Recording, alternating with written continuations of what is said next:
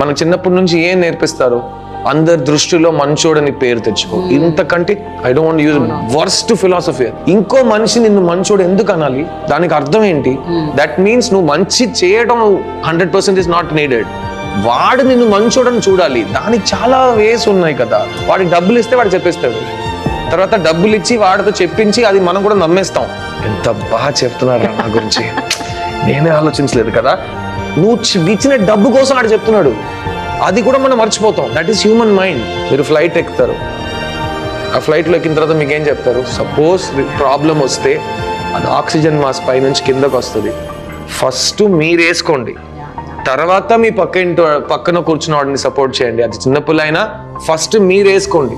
ఎందుకంటే మీకు ఆక్సిజన్ లేదంటే మీరు ఉండరు, మీరు వేరే వాళ్ళని హెల్ప్ చేయలేరు. అదే లైఫ్ కూడా. ఫస్ట్ మిమ్మల్ని సంతోషంగా మీరు చూసుకోండి. మీరు సంతోషంగా ఉంటే మీరు వేరే వాళ్ళని సంతోషంగా చూసుకోగలరు. మీరే కంప్లీట్గా ఫీల్ అవ్వకపోతే మీరు ఎవరిని సంతోషంగా తీసుకో. You can't take care of other people. So we are taught to sacrifice. It is all wrong అండి. వేరే వాళ్ళ దగ్గర పేరు తెచ్చుకో అనేది ఒక చాలా స్టూపిడ్ అయిన విషయం. లేకపోతే చర్చ పోయే వరకు ఇలాగే చిన్న సినిమా, కమర్షియాలిటీ, డబ్బు, ఇదంతా మాట్లాడుతుంటారు. It makes no sense.